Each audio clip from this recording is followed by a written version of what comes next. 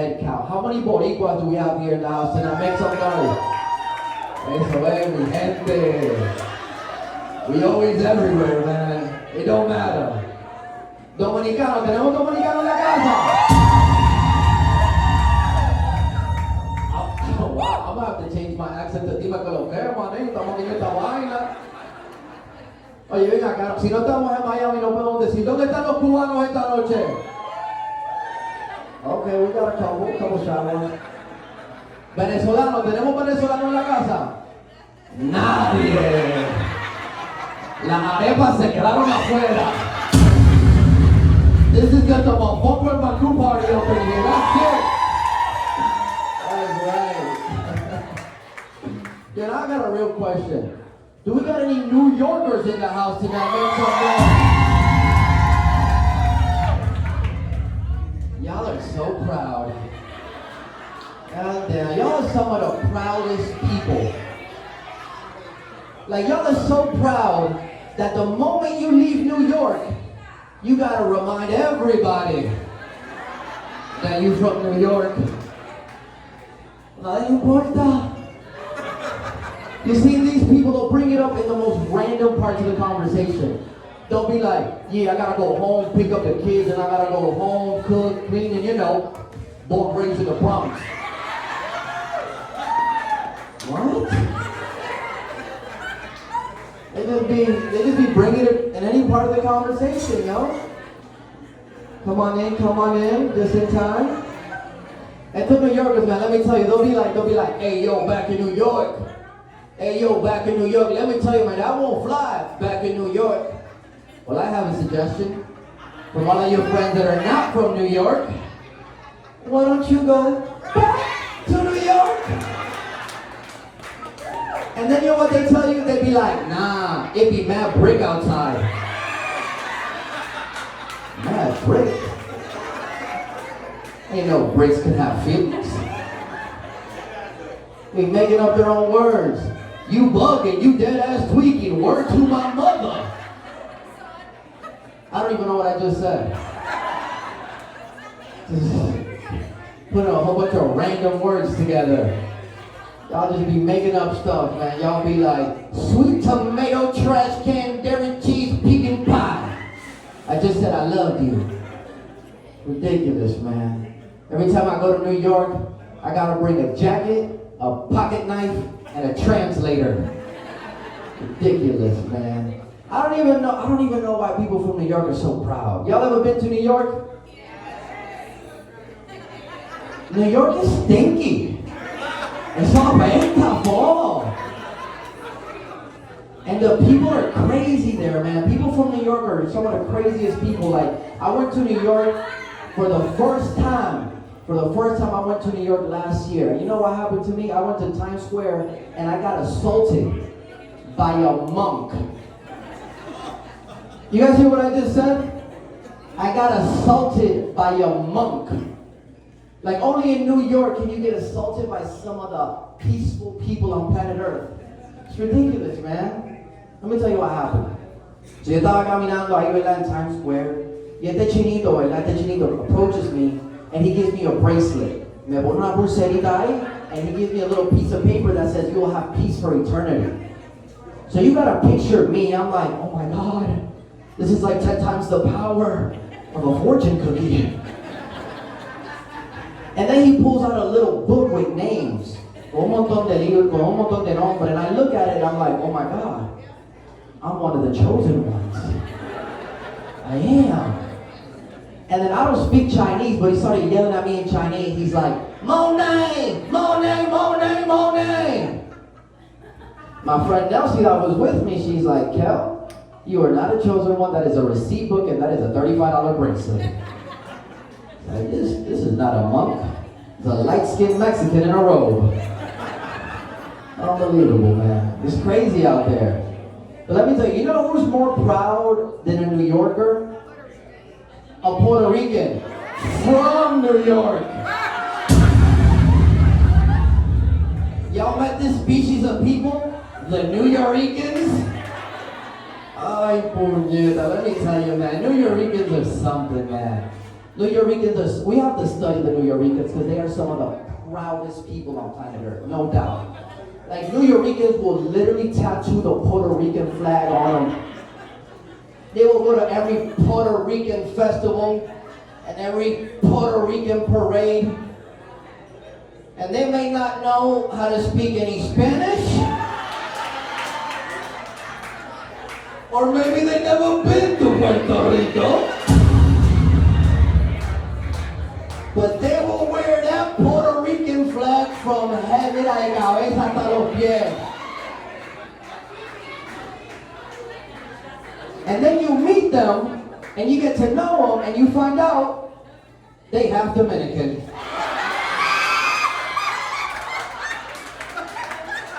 Este por ahí. Anda, el carajo. Ridiculous, man. Yo, man, this is funny. Yo, I'm gonna tell you guys a little bit about myself. So, mi nombre es Kelvin. I'm from Orlando, pero yo me crié en Puerto Rico till I was about 14 years old. And my dad is Puerto Rican, and my mother's Puerto Rican, so obviously that means that I'm traumatized. I got trauma, man, for real. You know why I got real trauma, man? Because growing up, my mom used to hit me for literally anything. Like, por lo que sea. Like, one time, my mom, she hit me because I forgot to defrost the chicken. So you know what? That night, I had to eat frozen chicken. I had to eat that drumstick like a popsicle, just... Que rico. Another time she hit me because I was walking around the house barefoot. She started talking about the game. No, te vas a enfermar, te vas a enfermar. So now every time I lay in bed with a girl, I keep my socks and my shoes on because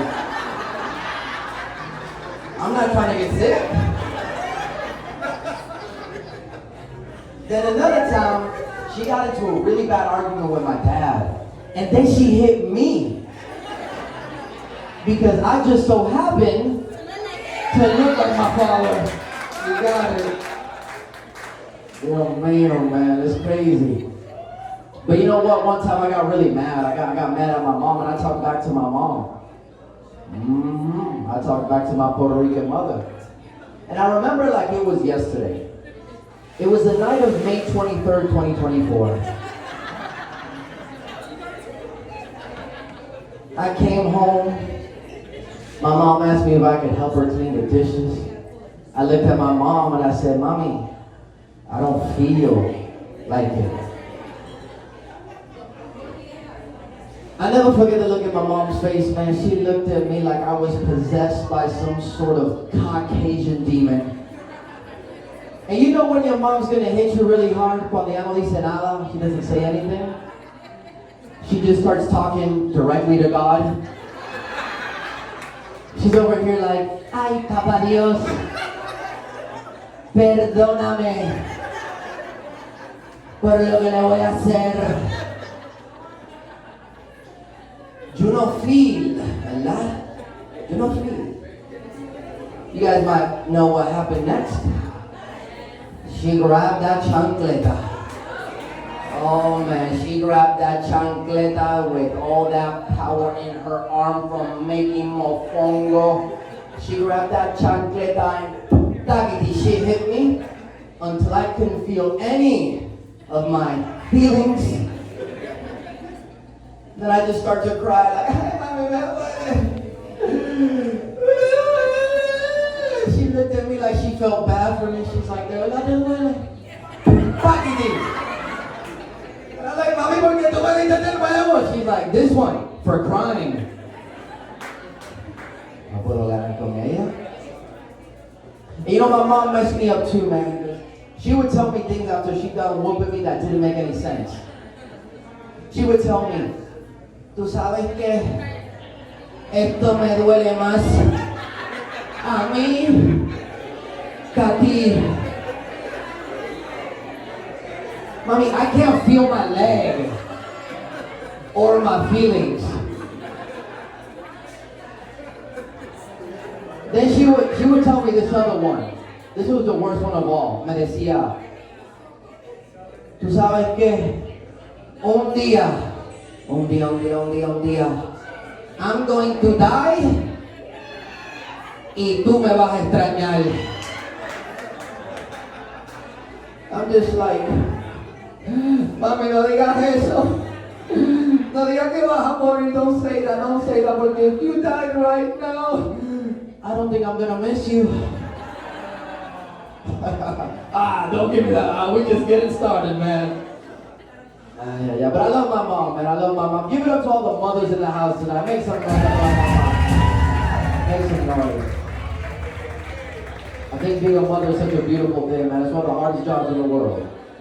And I love my mom. I want to say that I love my mom because I talk a lot about my mom when I do stand-up, but I love my mom. But I also know that my mom's a little crazy. You know how I know my mom is crazy? Because this is the same woman that would hit me and cuss everybody out before going to church. She'd be like, ven acá.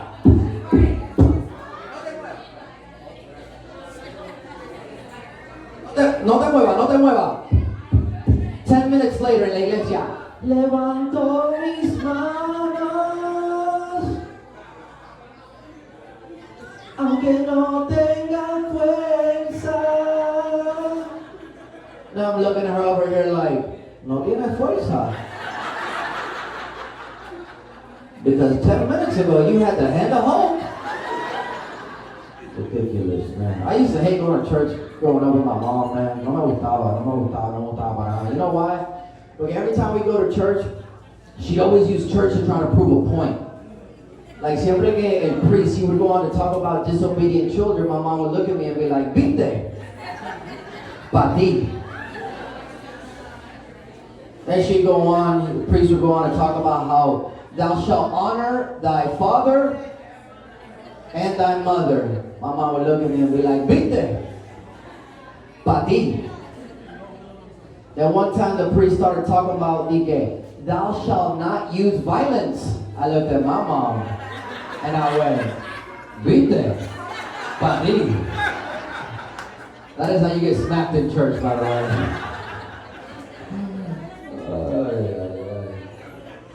But let me tell you, one of the things about growing up with my mom puertorriqueña, is she raised me tough.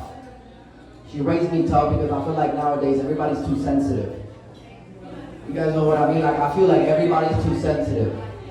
Everybody wants to be inclusive now. Have you heard that word before, inclusivity?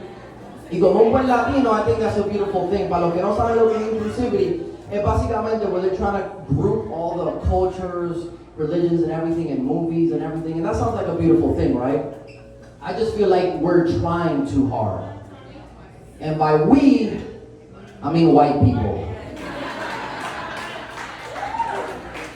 White people are trying too hard. Let me tell you why. Because durante las Navidades del año pasado, during Christmas last year, I went into a Target. Okay, I went into Target.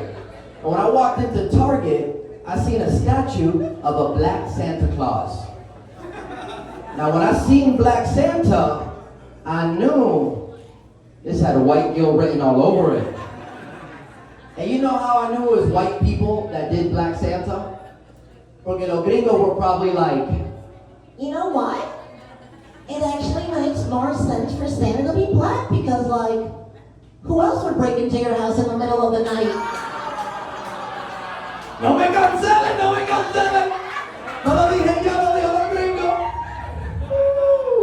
Just testing the waters here. Testing the waters, man. We're just getting started. And you know what's crazy? Right next to Black Santa was a statue of a Latino Santa Claus, Santiago Claus. And I was like, nah, this one definitely doesn't make any sense because Latinos are never on time. Think about it. It'll be Easter and we're still waiting for our presents. Can't work. You know who else I feel like is doing a little too much with inclusivity? Disney. Yeah, Disney. You know why? Because I was watching a movie called Encanto. It's a beautiful movie. Una película, finally, we get a movie for Latinos. But you know what? There was one major problem in Encanto. a movie about Latinos, and nobody spoke Spanish. Not even Abuelita. Abuelita said, come here, granddaughter, come here. I'm gonna win this. You know what I want to see? Dios te bendiga, niña. Dios te bendiga. Then I started watching the movie Little Mermaid. Yeah, I don't know if you guys seen the new Little Mermaid, but she went from The Little Mermaid to Lil Mermaid. That's right. And listen, I was reading the comments online. Black people were not happy about it. They were like, oh, Disney ruining our childhood. Disney doing the most. That don't even make no sense because black people can't even swim. Hay un chorro racistas aquí en este. But you know what? I do know a good group of swimmers. Cubans. And if you think about it, Little Mermaid is practically Cuban. Think about it for a sec. She lives in a place that she can't leave. So she technically has no freedom. She risks her life and swims across the ocean. Sound familiar? And when she gets to the land, she marries a white dude, opens up a jewelry store, and hallelujah.